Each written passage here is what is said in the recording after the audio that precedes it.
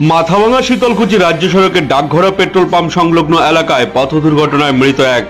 জানা যায় মৃত ব্যক্তির নাম যাদব সিংহ, বয়স ৮০, বাড়ি পেট্রোল পাম্প সংলগ্ন এলাকাতেই। প্রতিদিনের মতো এদিনও প্রাতঃভ্রমণে বেরিয়েছিলেন যাদববাবু একাই।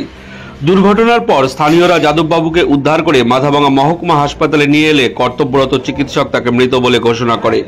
খবর পেয়ে মাথাভাঙা মহকুমা হাসপাতালে ছুটে আসে মাথাভাঙা পুরসভার চেয়ারম্যান লক্ষপতি প্রামাণিক। মৃত যাদব সিংহ লক্ষপতি প্রামাণিকের ভগ্নিপতি হন।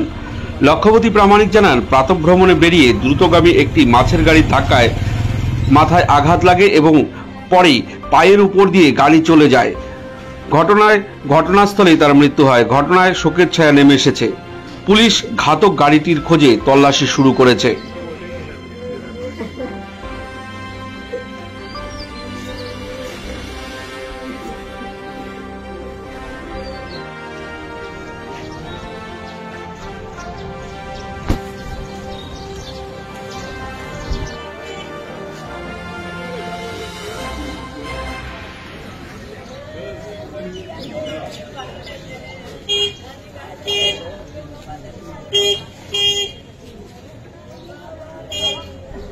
আমি সকালবেলা মর্নিং ওয়াক করে এসে শুনলাম আমার ভগ্নিপতি যাদব চন্দ্র সিংহা, প্রাক্তন শিক্ষক, রিটায়ার্ড শিক্ষক, উনি হঠাৎ ডাকঘরায় পেট্রোল পাম্পের সামনে রান্নাঘর হয়েছে।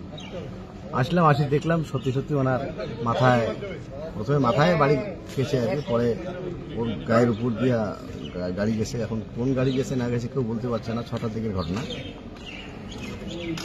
সত্যি খুব মর্মাহত এবং এটা বলার ভাষা নেই।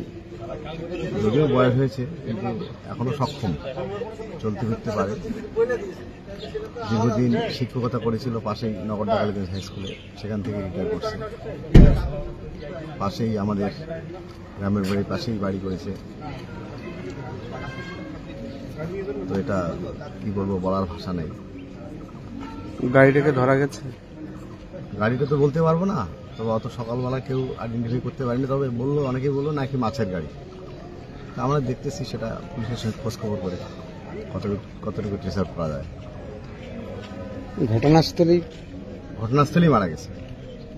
মাথায় চোট লেগেছে এবং চোট লাগার পরে তার উপর দিয়ে গাড়ি গেছে। মর্নিং ওয়াক করে আর সকালবেলা মর্নিং ওয়াক করে। সকালবেলা বয়স কত হবে? বয়স করে ৮০-র কাছাকাছি। একটু গানও একটু কম শুনতো।